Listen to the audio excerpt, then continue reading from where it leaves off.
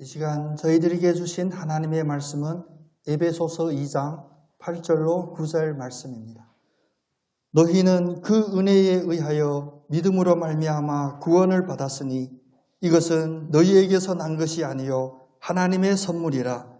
행위에서 난 것이 아니니 이는 누구든지 자랑하지 못하게 함이라. 아멘. 오늘 날씨도 좋은데 우리 얼굴에 가장 환한 그런 얼굴 표정으로 옆 사람 축복 한번 하겠습니다.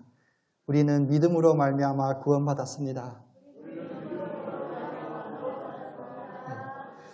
아멘.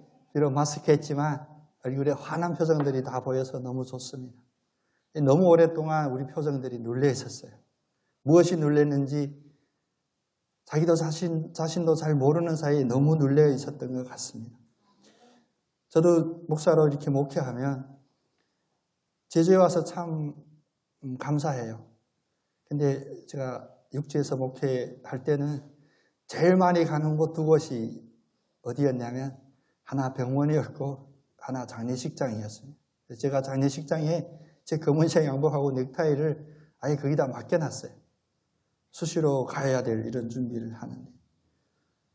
근데 장례식장이든 병원이든 어떤 공통점이 있냐면 생명에 대한 그러한 생각들을 깊게 할 수 있는 곳들입니다.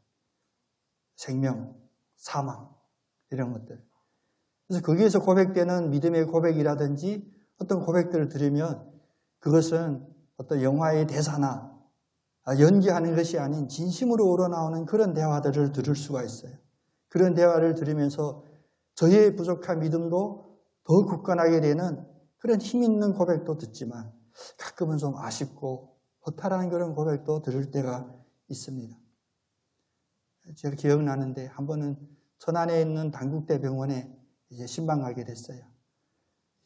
어르신 권사님이셨는데 일찍부터 교회에 열심히 새벽기도 빠지지 않고 이렇게 섬기시던 권사님이셨어요. 그런데 그 다음날 수술을 받게 됐습니다. 믿음이 가장 좋다고 생각하는 권사님 신방 갔는데 진짜 우리가 기대한 만큼 믿음 좋은 모습으로 딱 중심을 잡고 앉으셔서 목사님 안 오셔도 되는데 힘들게 왜 오셨어요? 이렇게 시작했습니다. 이제 옆에 사람들이 다 울리고 권사님하고 저하고 두 사람이 남아서 권사님 제가 기도 잠깐 할게요 했는데 권사님이 막 우시는 거예요. 갑자기. 제가 더 놀랬죠. 왜 우시냐? 너무 두렵대요. 떨린대요. 평소에 믿음이 좋게 보였던 권사님이 그 수술, 예를 들면 항암이나 이런 큰 수술도 아니었는데 권사님이 너무 무섭다는 거예요. 떨린다는 거예요, 목사님. 방금 전, 불과 2분, 3분 전에도 중심을 딱 잡고 있었던 그 권사님이 아니셨어요. 권사님 뭐가 제일 무섭습니까? 혹시 마취가 깨지 못할까 봐 무섭대요. 마취가 깨지 못한다는 뜻은 다른 말로 표현하면 죽음이라는 그런 뜻하고 직결되죠. 아니 권사님 지금까지 예수를 믿으면서 마음에 우리가 예수 믿으면 죽어도 천국에 간다는 거 믿으시죠? 네, 믿습니다. 예수를 믿지 않으면 지옥에 간다는 것을 믿으시죠? 네, 믿습니다. 근데 왜 마음에 떨림이 있습니까? 그랬더니 잠깐 주저하더니 여러분이 상상할 만한 그런 대답을 하셨어요. 그런데 가봐야 알죠. 아니 가봐야 알다니요. 우리가 지금 고백이 예수 믿으면 천국 간다고 확신이 있는데 그래도 가봐야 알죠. 너무 기가 찬 대답이었습니다. 제 상상을 뛰어넘는 그런 고백을 가봐야 알죠. 혹시 여러분 마음속에도 혹시라도 한 번이라도 그런 생각을 해보신 적이 있으신가요? 천국 이제 죽어서 가봐야 알지. 오늘 이 시간 성령님이 강력하게 여러분 마음에 있는 그런 생각들 하나하나 뿌리까지 다 불살라버리시는 축복이 있기를 원합니다. 믿음이 너무 좋다고 우리가 보지라도 어느 한순간에 이런 확신들이 흔들리게 되면 가봐야 알죠. 이런 애매한, 제가 가끔 말 거칠게 하는데 꿀밤 한 대 딱 드리고 싶었어요. 왜 권사님 믿음이 이렇게 갑자기 바뀌었습니까? 권사님이 하는 말씀이 이제 가까이 느끼니까 그런 생각이 든다는 거예요. 제가 하나님께 뭐 해드린 게 너무 없어요. 제가 믿는다고 신앙생활을 한다고 했는데 제가 한 게 너무 없더라고요. 그래서 이 구원에 천국을 갈까? 내 같은 사람 천국 갈까? 이런 생각이 들었다는 겁니다. 여러분, 이 권사님의 고백 속에 매우 중요한 큰 오류가, 문제가 하나 있어요. 잘못이. 그 잘못이 뭐냐? 내가 무언가를 하나님 앞에 해드리지 못해서 내가 천국을 갈 수 없다라는 이런 생각이 가장 큰 문제입니다. 이것을 종교에서는 인과응보라고 하죠. 내가 뭔가를 해야 그 공로로 내가 어떤 것을 받는다는 이런 생각이 마음속에 자리 잡혀 있었던 것입니다. 특별히 코로나19라는 이 어두운 시간, 눌려있는 시간을 지나면서 혹시 여러분 이런 생각 한번 해보셨어요? 내가 지금까지 신앙생활하면서 하나님께 해드린 게 무엇이 있었을까? 그러므로 나는 믿음이 없고 나는 아마 하나님의 천국으로 가는 축복을 받지 못할 거다라는 이런 생각이 드셨다면 오늘 이 시간 잘 오셨습니다. 제가 우리 웨슬리 선배님부터 쭉 이어오면서 강력하게 선포했던 구원을 얻는 그 믿음에 대하여 여러분과 함께 나누고자 합니다. 먼저 한번 같이 고백해 봤으면 좋겠습니다. 믿음으로 말미암아 구원받습니다. 이것은 하나님의 선물입니다. 아멘. 사실 하나님의 축복은 하나님의 사랑에서 출발하고 하나님으로부터 시작되는 것이지 인간으로부터 시작되는 것이 아닙니다. 우리에게는 값없이 베푸는 것이 바로 하나님의 은혜입니다. 그런데 혹시 인간으로부터 출발한다면 인간은 어떻습니까? 아담 이후로 인간은 그 죄의 본성을 마음속 깊이 DNA 속에 갖고 있는 그 원죄를 가지고 있습니다. 그래야 우리가 아무리 노력하고 아무리 열심을 해도 우리에게는 참으로 의롭고 100% 의로운 것은 찾아볼 수가 없습니다. 어떠한 공로도 찾아볼 수 없다. 다시 말하면 우리의 정체성에는 그 죄성이 아직도 남아있다. 이것을 안다면 여러분, 우리의 이런 인간적인 노력에 대한 의지, 기대함 이런 것은 버려야 됩니다. 처음으로 하나님의 형상대로 우리는 만들어졌지만 죄 때문에 우리의 이 형상들은 다 파괴됐습니다. 겉으로 볼 때는 모양은 하나님의 형상처럼 보일지 몰라도 그 안에 있는 모든 것들, 생각, 말, 행위 이런 것들은 악에 물젖어 있었습니다. 때문에 인간의 공로로는 그 누구도 구원받는, 다시 말하면 그 권사님의 고백처럼 천국으로 가는 그 길에 안전하게 승차할 수가 없습니다. 인간의 공로는 헛된 것입니다. 때문에 우리는 하나님의 은혜를 입어야 됩니다. 하나님의 은혜를 입어야, 하나님의 선물로 주는 이 은혜를 입어야 우리는 구원받을 수 있고 천국으로 갈 수가 있습니다. 이 믿음을 우리는 무엇이라고 부르냐면 그리스도 안에서의 은혜라고 부릅니다. 그냥 은혜가 아니라 그리스도 안에 있는 은혜입니다. 여러분이 그리스도 안에서의 이 은혜를 느낀다면 여러분이 반응할 수 있는 반응은 무엇일까요? 맨 먼저는 감사입니다. 그래, 주님 감사합니다. 나 같은 이에게, 나 같은 죄인에게, 나 같은 보잘것없는 이에게 하나님 구원하는 은혜를 주셔서 감사합니다. 감사합니다. 결국 그 권사님은 한번 이렇게 울컥하시더니 다시 감사로 바뀌더라고요. 우리의 심령은 이만큼 연약합니다. 우리가 소위 고백하는 우리 믿음도 우리가 인간인지라 연약합니다. 그런데 다시 감사로 회복될 때 그것은 온전히 그리스도 안에 있는 그 은혜에 온전히 담겨지게 될 수가 있습니다. 이러한 모든 사례들을 여러 가지 많이 들 수가 있겠지만 결론으로 말한다면 오직 믿음으로입니다. 모든 것의 정답은 오직 믿음입니다. 은혜는 이 믿음의 원천이 되고 또 이 믿음은 구원의 조건이 되기 때문입니다. 그런데 우리가 심각하게 받아들여야 될 것 하나 있습니다. 우리가 열심히 교회에서 신앙생활하고 예배에 빠지지 않고 가정에서 기도의 자리 꼭 지키고 있어도 구원에 이르지 못하는 거짓된 믿음이 분명히 존재한다는 것입니다. 이쯤 되면 여러분 노트에다 막 적으셔야 돼요. 구원에 이르지 못하는 믿음이 있다? 이거 뭔 말이지? 사실 믿음이라고 한다면 이 세상에 있는 거짓 종교들에서도 다 믿음을 이야기해요. 종교, 신앙. 심지어는 무신론자라고 하는 공산주의자, 그들도 나름대로의 그 신앙이 있습니다. 그들의 신앙이 무엇이냐? 신은 없다라는 신앙입니다. 믿음만 있다고 해서 그 믿음이 구원으로 이르냐? 그것은 우리가 다시 한번 신중하게 생각해 보아야 됩니다.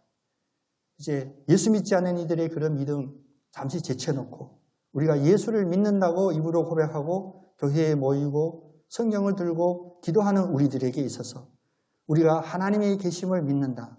여러분 믿으시죠? 하나님은 계십니다. 또 성경은 하나님의 말씀인 것을 믿으시죠?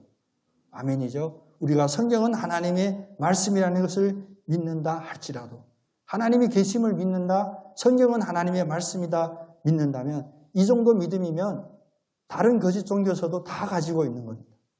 그들도 그들의 신이 있다고 믿고 그들도 그들이 갖고 있는 경전이 그들의 신으로부터 나온 그 말씀이라고 믿고 있습니다.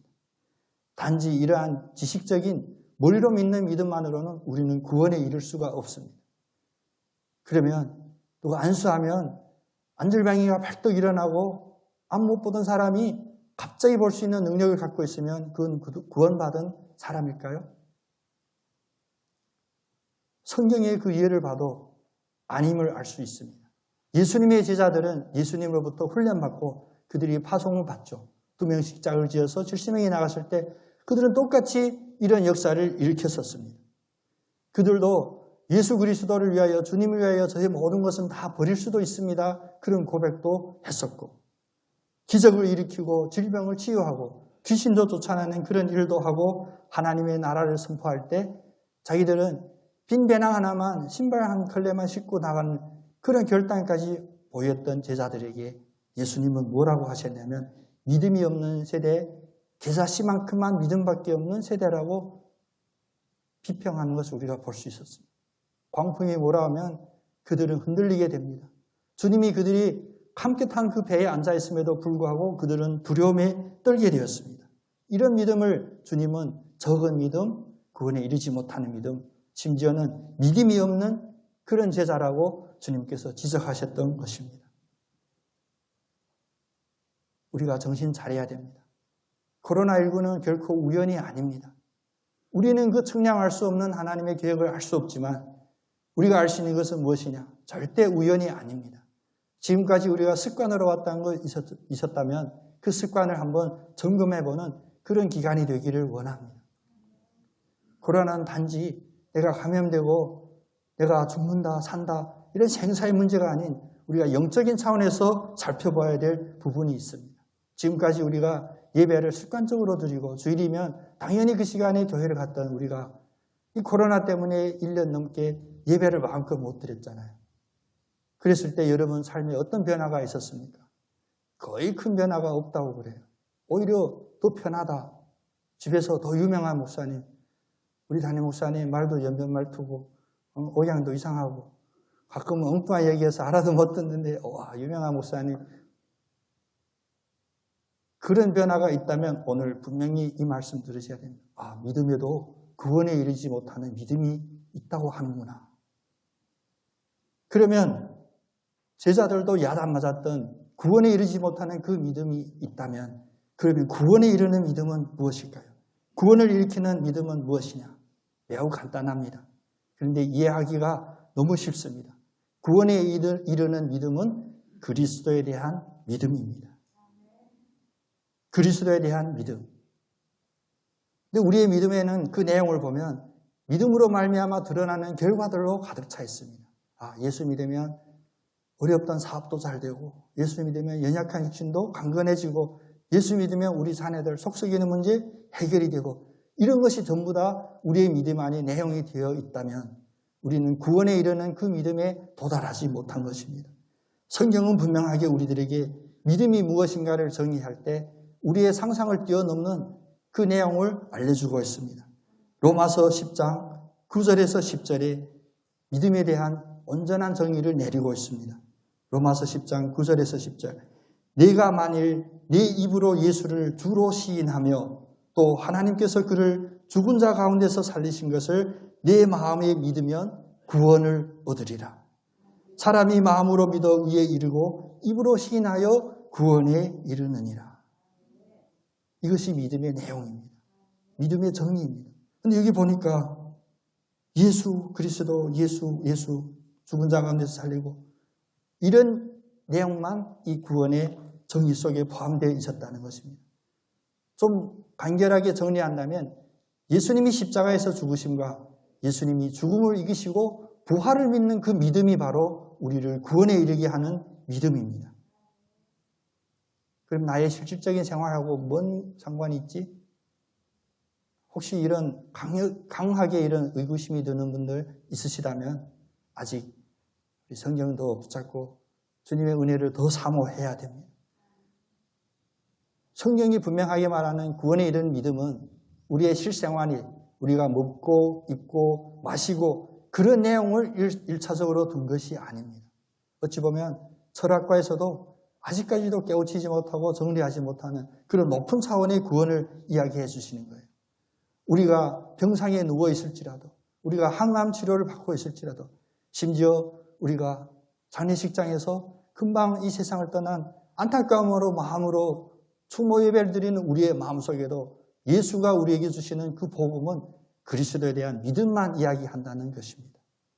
구원의 믿음, 그리스도의 보혜를 전적으로 의지하게 하는 그런 믿음, 오직 그리스도, 오직 예수, 이것이 우리를 구원에 이르게 하는 믿음입니다.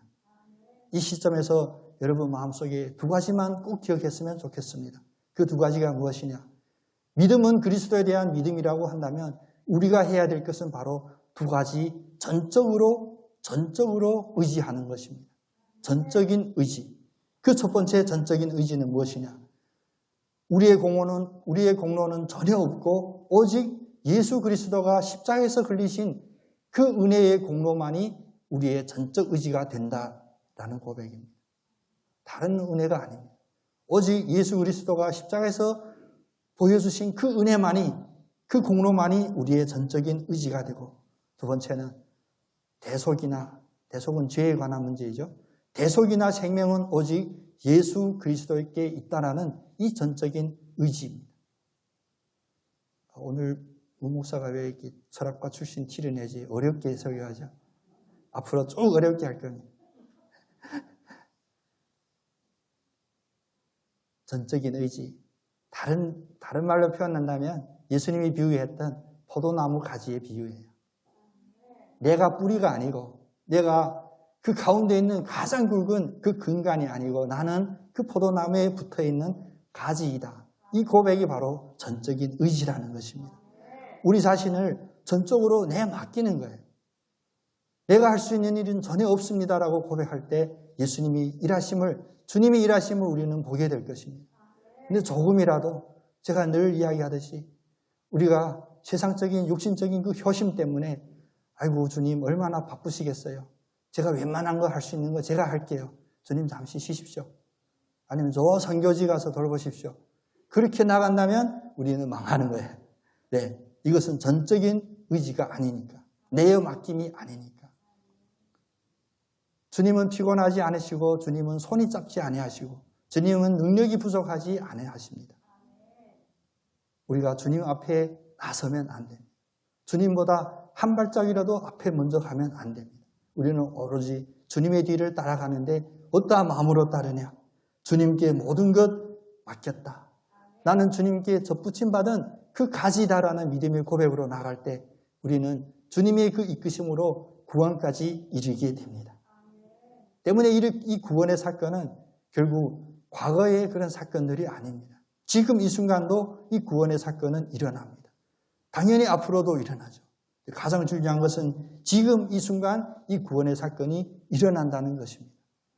여러분께 예수 그리스도로 말미암아 십자가에서 보여주신 그 대속과 부활의 그 은혜가 이 순간도 여러분께 충만하기를 예수님의 이름으로 축복합니다.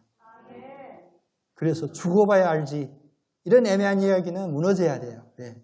죽어봐야 아는 미래의 사건이 아니라 구원의 믿음으로 말미암아 구원받는 이 사건은 오늘 이 순간도 우리에게 일어나는 현재적인 사건이라는 것입니다. 현재 이루어지는 이 사건이라면 우리가 느끼고 반응하고 깨달을 수 있는 것들이 보여져야겠죠. 그러면 내가 지금 구원받은 상태인지 내가 지금 구원에 대한 확신이 있는 상태인지 살펴보려면 적어도 이 세 가지를 점검해 봐야 됩니다. 그 점검해 봐야 될 첫 번째는 뭐냐면 우리가 죄책감이 있는지, 죄책감이 남아있는지를 한번 점검해 봐야 돼요. 우리에게 왜 죄책감이 있냐? 그것은 과거의 우리의 죄에 대한 부담입니다. 그래서 그 죄는 늘 우리를 누르고 있고 우리에게 부담으로 있지만 우리가 그 죄에 대한 문제를 해결할 수 없을 때 우리에게 죄책감이 있게 돼요. 예수님은 우리에게 주시는 구원은 바로 우리의 마음속에 있는 이 죄책감을 제거해 주시는 은혜입니다. 내 마음속에 그 죄책감에 대한 부담이 사라졌다라는 은혜가 있다면 우린 지금 구원받은 상태에 있습니다. 예수님께서는 미리부터 이것을 예비하셨어요. 인간의 이 죄를 알고 인간이 그 죄를 감당할 수 있는 능력이 없음을 주님께서는 아시고 미리 예수 그리스도의 그 은혜를 예비해 주심으로 우리에게 모든 사람이 구원으로 나갈 수 있는 그 길을 열어주셨다는 것입니다. 그래서 로마서 3장 23절 24절에 보면 모든 사람이 죄를 범하였음에 하나님의 영광에 이르지 못하더니 그리스도 예수 안에 있는 속량으로 말미암아 하나님의 은혜로 값없이 의롭다 하심을 얻은 자가 되었느니라. 여러분의 마음속에 죄책감이 나사렛 예수의 그 보혈로 물러갈 줄 믿습니다. 왜냐? 예수님이 이미 우리를 의롭다 하심을 값없이 주셨기 때문입니다. 하나님은 예수님을 화목제물로 십자가에 세우셔서 우리가 과거에 지었던 모든 죄를 다 도말하시고 이제 예수 그리스도의 의를 우리에게 입혀주셨습니다. 우리의 모든 빈 문서는 청산이 되었습니다. 이럴 때 할렐루야 해야 됩니다. 우리의 모든 빈 문서는 청산이 되었어요. 네. 제가 누가 제일 높게 외치는지 안 보여서 주님은 보셨을 겁니다. 그래서 우리는 예수 그리스도를 믿는 자에게는 결코 정죄함이 없노라. 이 고백이 바로 그 고백이에요. 우리의 모든 죄책감에서 해방되기를 원합니다. 심지어 오늘 이 예배당 저 본당의 문을 열고 들어오기 직전까지 죄책감마저도 오늘 이 순간 이 시간 다 도말될 줄로 믿습니다. 죄책감에서 구원받는 구원이 바로 내가 구원받은 상태인지를 체크하는 한 가지 요소라면 두 번째는 두려움에서 내가 벗어났는지 두려움으로부터 내가 벗어났는지 한번 체크해 봐야 됩니다. 예수 그리스도 안에 은혜로 구원에 이르는 믿음을 가진 자는 두려움이 없게 됩니다. 사실 우리가 엄밀하게 살펴본다면 두려움이란 무엇이냐? 나의 죄로 말미암아 하나님으로부터 받을 혹시 그 징벌이나 그 죄에 대한 그 두려움이 우리에게 있다는 것입니다. 앞에 죄책감보다 이 하나님으로부터 오는 죄에 대한 이런 두려움을 가지는 이들은 신앙적인 사원이 한 단계 더 성숙된 것은 사실입니다. 왜냐? 그냥 세상적인 그런 삶에서 저질렀던 실수나 그런 범죄가 아닌 이제 하나님 앞에 내가 죄를 했던 범죄했던 믿음의 문제를 생각하기 때문에 높은 사원의 그러한 고민을 가지고 있지만 그러나 하나님으로 대한 이 징벌과 진노에 대한 두려움을 갖고 있다면 그것은 온전히 주님의 믿음에 구원에 이르는 믿음에 이르지 못한 것입니다. 성경은 그것을 뭐라고 표현했냐면 아직까지 두려움이라고 하는 그 세력의 어두움 세력의 종신분이라는 거예요. 그런데 이제 구원에 이르는 예수 그리스도의 믿음을 가지게 된다면 우리는 두려움의 종신분으로부터 하나님을 아바 아버지라고 부르는 아들의 신분으로 바뀐다는 것입니다. 여러분 기억나시죠? 그 탕자의 이야기. 큰 아들은 집에 착하게 있었어요. 작은 아들은 우리로 말하면 좀 약삭 빠르죠. 자기가 해보고 싶은 거 다 하고 근데 그는 깨달았습니다. 다시 아버지께로 돌아올 때 그의 마음속에는 두려움으로 꽉 찼어요. 왜냐? 아버지 앞에 자기가 잘못했던 걸 느꼈으니까요. 그런데 그 아버지는 두 팔을 벌려 그를 맞이하고 송아지를 잡아 잔치를 베푸고 반지를 끼워줍니다. 네. 그는 아들의 그 신분을 가지고 있기 때문에 그렇습니다. 성령은 오늘 이 자리에 계신 여러분이 다 하나님을 아바 아버지라고 부를 수 있는 그 은혜를 입으심을 증거하고 있습니다. 그래서 로마서 5장 5절에 보면 우리는 하나님과 더불어 화평을 누리고 하나님의 영광을 바라고 즐거워하게 되었다라고 말씀하셨어요. 두려움으로부터 구원받았다. 그 표현은 무엇입니까? 즐거움입니다. 오늘 어려운 설교인데 옆 사람 얼굴 한번 보겠습니다. 즐거운 얼굴이 보이나? 환한 얼굴이 보이나? 예. 아까 우리 김옥수 원사님 기도해 주셨지만 행복함이 얼굴에 드러나야 돼요. 제가 늘 이게 엉뚱한 이야기 하지만 심지어 갑자기 사업 자금이 부족해서 돈을 빌리려 해도 환한 웃는 얼굴을 빌리러 가야 돈도 빌려줘요. 나 당장 죽겠어 하면 안 빌려주는. 우리가 예수 믿고 받는 축복이 바로 이 두려움에서 해방되게 되는 거예요. 하나님의 사랑에서 끊어지지 않는다는 이 확신이 있게 되는 것이 바로 우리의 이 두려움을 이기는 믿음으로 구원에 이르는 그 믿음이 되는 것입니다. 세 번째로는 또 단계가 더 높아졌습니다. 그것은 뭐냐면 죄의 권세로부터 해방받은 그 구원입니다. 이제는 앞에 있는 두려움이라든지 죄책감은 나로부터 출발했다면 이제는 나가 아닌 어둠의 세력으로부터 더 깊게 고민하는 그 고민이 되어야 됩니다. 사실 우리가 이 세상에 살면서 나그네의 삶을 살지만 순간순간마다 곳곳마다 이 죄의 세력이 우리에게 영향력을 미치려 하고 있습니다. 여러분 이거 부인하면 안 됩니다. 큰일 납니다. 우리는 늘 죄의 영향력에 노출되어 있습니다. 여러분 꼭 기억하셔야 됩니다. 심지어 우리가 이 주님의 거룩한 전에서 예배드리는 이 순간에도 우리의 생각 어느 한 구석이 아직도 예수의 죄의 어두운 그 세력이 영향력을 미치려고 틈을 타고 있다는 것을 우리는 늘 알고 있어야 됩니다. 죄의 영향력이 존재하는 한 우리는 앞으로도 다시 범죄할, 다시 넘어질 그 가능성이 있다는 것입니다. 하나님께로 난 자들마다 죄를 지을 수 없다고 했지만 또 우는 사자와 같이 두루 다니는 그 죄는 아직도 순간순간마다 틈을 타 우리를 넘어뜨리려 하고 있다는 그 사실입니다. 하나님께서 우리를 직접 지키시지 않으면 우리는 그것을 대항할 힘이 없습니다. 그러므로 온전히 나는 하나님께 접붙임 받은 포도나무 가지다 라는 이 믿음의 고백을 순간순간마다 여러분 마음 잠깐이라도 여유 있을 때마다 드릴 수 있는 그런 고백이 되기를 원합니다. 하나님께로부터 거듭난 자라만이 죄의 이런 세력에 대항할 수 있는 은혜를 공급받기 때문입니다. 요한일서 5장 18절에 보면 하나님께로부터 난 자는 다 범죄하지 않은 줄을 우리가 아노라. 하나님께로부터 나신 자가 그를 지키심에 악한 자가 그를 만지지도 못하느니라 했습니다. 예수 그리스도 안에서 거듭나면 주님이 우리를 지키셔서 악한 세력이 우리를 만지지도 못하게 보호해 주신다는 것입니다. 죄의 세력은 우리 가까이 있다고 말씀드렸죠. 먼저는 습관적인 죄입니다. 지금까지 계속 그렇게 해왔기 때문에 우리가 느끼지 못하고 상습적으로 실수하는 그런 죄들 누가 알게 해주십니까? 성령님이 우리의 마음속에 있으면 말씀을 거울로 비추어 우리에게 깨닫게 해주시고 두 번째는 고의로 범하는 죄가 분명히 있습니다. 자기가 합리화시키지만 그 결과는 악으로 비춰지는 그런 죄들 또 아직 드러나지는 않았지만 우리의 마음속에 깊숙이 감춰져 있는 죄의 욕구들 이런 문제들도 해결받아야 됩니다.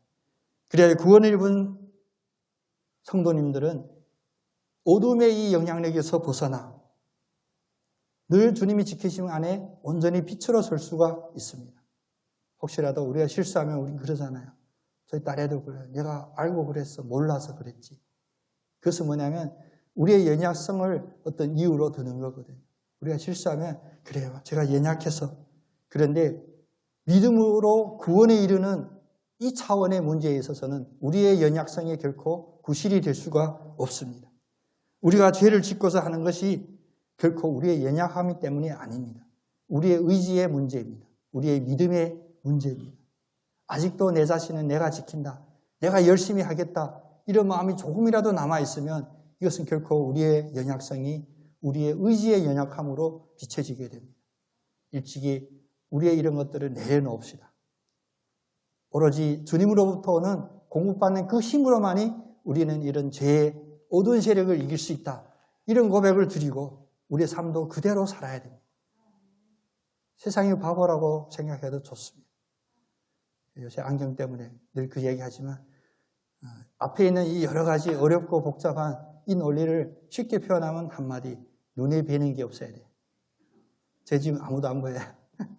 오랜만에 뵈는 우리 전사님들 와 계시고 또 처음 보는 얼굴도 있지만 눈에 뵈는 게 없어요. 왜? 주님만 뵈면 됩니다. 우린 너무나 많이 보여요. 너무나 우리 머리가 총명해졌어요. 지식도 많아요. 이 문제는 이렇게 해결해야 되지. 빨리 내려놓으시기 바랍니다. 주님 해결해 주세요. 저는 아무것도 할 수 없습니다. 과거에도 그랬지만 지금도 그렇고 앞으로도 저는 그렇게 할 것입니다. 심지어 우리의 마음속에 있는 죄도 마찬가지입니다. 우리가 과거에 죄를 범했고 지금도 죄를 범하고 있고 앞으로도 죄를 범할 수 있지만 때문에 우리가 온전히 주님께 맡겨드립니다. 주님 저희의 주인이 되어서 우리를 주님이 사용하여 주시옵소서. 단지 하나 있다면 우리의 의지로 고백할 수 있는 것. 과거에 죄를 범했고 지금도 죄를 범했지만 앞으로는 죄를 범하지 않겠습니다. 이런 의지는 우리가 가져야겠죠. 그래서 구원에 이르는 믿음은 바로 현재적인 사건이다 라고까지 정리했습니다. 그런데 아직도 왜 내 마음에는 이런 확신이 없고 나도 느낄 수 있게 다시 어둠이나 죄로 빠질 수 있을까? 그것이 바로 구원에 이르는 믿음의 두 번째 가장 중요한 특징입니다. 구원으로 이르는 믿음의 두 번째 특징은 뭐냐면 칭의로부터 온전함에 이르는 과정이라는 것입니다. 이 현재적인 사건은 일시적으로 똑딱하고 이루어지는 것이 아니라 과정이라는 거예요. 칭의, 하나님께서 우리를 그런 자격도 없지만 의롭다고 칭해 주시고 그 칭함을 받은 이후 우리는 성화, 온전하게 이르는 그 과정으로 가는 우리의 삶이 있어야 됩니다. 근데 혹시 누가 구원은 일회적인 것이다, 뚝딱하고 이루어졌다라고 한다면 그 삶이 무섭게 바뀌게 돼요. 우리 뉴스에서 가끔 안타까운 기독교에 관련된 그런 뉴스를 볼 때마다 사실 그게 있거든요.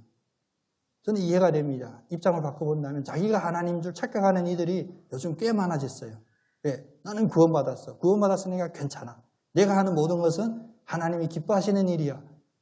천만의 말씀이에요. 구원은 이런 순간적으로 일어나는 사건으로 끝나는 게 아니라 과정이라는 것입니다. 칭의로부터 온전함에 이르는, 거룩함에 이르는 그 과정 속에 우리는 살아야 됩니다. 때문에 우리 오늘은 결단했습니다. 내일 또 넘어질 수도 있습니다. 근데 웨슬리는 뭐라고 표현했냐? 우리의 믿음의 이 성화의 과정은 상향식 그래프예요. 직선으로 믿음으로 쭉 가는 것이 아니라 올라가다가 그래프 좀 떨어졌다가 다시 올라가고 떨어지는데 전체적인 방향은 계속 올라가는 그런 단계다. 그래프 하니까 눈이 반짝하는 주식 하시는 분들 보시죠. 우리 마음은 그대로 그냥 수직 직승으로 올라갔으면 좋겠는데 우리의 인간된 이 육신의 연약함 속에는 떨어질 때도 있지만 또 다시 올라가고 떨어질 때 있지만 또 다시 올라가는데 전체적으로는 구원까지 이르는 상향에 이른다는 것입니다. 때문에 이런 칭의의 사건은 우리의 삶 속에 우리의 인생 속에 실질적으로 변화를 일으키게 되고 그것이 우리가 하루하루마다 거듭나게 하는 은혜가 있게 되는 것입니다. 골로새서 3장 3절에 이는 너희는 죽었고 너희의 생명이 그리스도와 함께 하나님 안에 감추어졌습니다. 우리의 생명이신 그리스도께서 나타나실 그때에 너희도 그와 함께 영광 중에 나타나리라. 세상에 나의 믿음 못 알아줘도 괜찮아요. 교회에서 내가 그렇게 헌신하는 거 못 알아봐줘도 괜찮아요. 구원으로 이루는 그 믿음 안에 내가 온전히 서 있다면 그것이 혹시라도 하나님 안에 그리스도 안에 감춰져서 보이지 않을지라도 결국 영광의 그날에 다 드러나게 된다는 것입니다. 다시 한번 고백해 보겠습니다. 나는 구원으로 이르는 믿음 안에 거듭난 어린 아기입니다. 너무 길었어. 짧게 했어야 되는데. 근데 논리는 이해되시죠? 거듭났으면 아기예요. 그렇죠? 우리 거듭났는데 거듭나자마자 폼 잡고 하려면 안 돼요. 우리는 매일매일 거듭나기 때문에 매일매일 아기예요. 이런 아기들은 순전한 젖, 바로 하나님의 말씀을 묻고 커야 돼요. 우리 입술도 이제 아기처럼 하나님 앞에 부르짖을 때 엄청 논리적으로 특히 문목사처럼 이렇게 엉키는 논리로 하지 마시고 그냥 그대로 부르짖으면 아버지 도와주세요. 아버지 저 할 수 없습니다. 아버지 저 모르겠습니다. 주님 어떻게 할까요까지도 묻지 마세요. 알려준들 뭐해요. 할 능력도 없는데. 하나님 해주세요. 하나님 해주세요. 저는 못합니다. 성장하는 이런 영혼이 이러한 고백 속에서 매일 거듭남으로 어린아이와 같이 성장할 때 그것이 믿음에서 믿음으로 은혜에서 은혜로 구원에서 구원으로 이르는 그런 성숙한 과정의 그래프를 살아가게 된다는 것입니다. 그것이 바로 에베소서 4장 13절에 말하는 그리스도의 장성한 분량에 이른다라는 그 말씀이에요.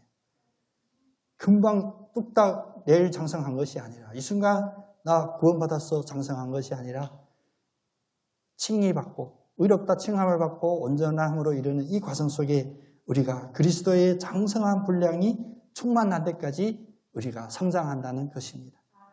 때문에 우리는 낙심하지 않으셔도 됩니다. 왜? 우리가 지금 장성하고 있는 거듭난 아기이니까. 바로 구원은 바로 이런 과정을 포함하고 있습니다. 코로나19 때문에 우리의 생각이 어디에 집중되어 있었습니까? 혹시라도 당장 먹고 사는 일, 눈앞의 일 때문에 우리가 잊고 있었던 이 구원의 문제, 우리의 영혼의 구원의 문제, 혹시라도 그럴 일은 없겠지만 혹시라도 잊으셨다면 다시 한번 이 궁극적인 문제에 관심을 갖는 우리 모두가 됐으면 좋겠습니다. 코로나19의 그 끝은 백신에 있다고 세상은 이야기합니다. 맞습니다. 세상은 백신에 있다고 하지만 예수를 믿고 구원의 이 여정, 칭의로부터 온전함으로 가는 이 구원의 과정이 있는 우리에게는 구원이 가장 큰 백신이고 해결책입니다. 그래서 여러분 역전하는 그런 생각도 가지셨으면 좋겠습니다. 하나님 코로나19 때문에 감사합니다. 뭔 얘기지? 요새 제가 설교를 유튜브에 올리는데 큰일 날 수도 있어요. 코로나19가 왜 감사하지? 영적으로. 내가 구원의 문제에 대하여 다시 한번 돌이켜볼 수 있는 그런 시간을 주셨다면 코로나19는 우리에게 감사한 사건입니다. 특히 또 코로나19 때문에 우리의 믿음의 많은 문제들도 또 노출도 됐었죠. 그래서 세상은 오해도 하고 세상은 우리에게 안 좋은 시선도 보낸다고 하는데 우리는 세상의 시선 먼저 하나님의 시선 다시 돌아보시는 우리 모두가 되기를 원합니다. 하나님은 우리를 어떻게 바라보실까? 하나님은 지금 이 순간 우리의 믿음을 어떻게 바라보고 있을까? 이 진리는 모든 이들에게 선포되어야 됩니다.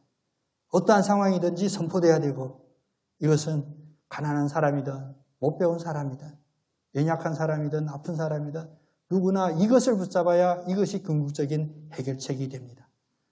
또 우리가 개신교, 종교개혁을 통하여 믿음으로 말미암아 구원받는다라는 이 외침 때문에 낡았고 타락했고 게을렀던 로마 가톨릭으로부터 깨어있는 이들이 나타나게 됐고 또 지금까지도 2% 부족한 그리스도인들에게 끊임없이 성화, 완전에 이르는 그 길로 우리를 이끌어주고 있습니다. 물론 이 복음을 반대하는 사람들도 있어요. 근데 놀랄 일이 아닙니다. 반대한다는 것 여러분 좋게 받아들이셔야 돼요. 아, 그래도 관심 갖고 있어서 반대하는구나.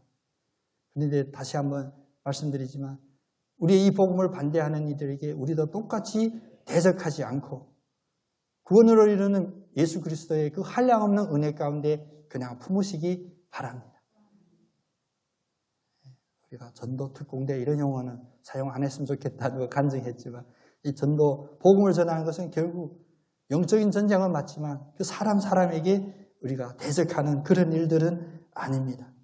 우리가 연약했을 때 오히려 우리가 선포되는 이 복음이 더 강력하게 드러날 줄 믿습니다. 우리의 어린아기와 같은 순전한 그 모습으로 다가갈 때 아무리 오해하고 비난하고 싫어하던 예수를 믿지 않는 그 마음도 녹아지고 양심이 다시 발현하고 다시 그 심령 속에 공허했던 참신을 찾는 그 마음이 열려질 줄로 믿습니다. 이 복음이 선포되는 그 끝날까지 모든 만방에 선포되는 그날까지 우리가 사용되고 믿음 안에 온전히 서기를 예수님의 이름으로 축복합니다. 마무리로 다시 한번 같이 고백해 보겠습니다. 로마서 10장 13절 말씀인데요. 누구든지 주의 이름을 부르는 자는 구원을 받으리라. 같이 고백합니다. 시작. 누구든지 주의 이름을 부르는 자는 구원을 받으리라. 아멘.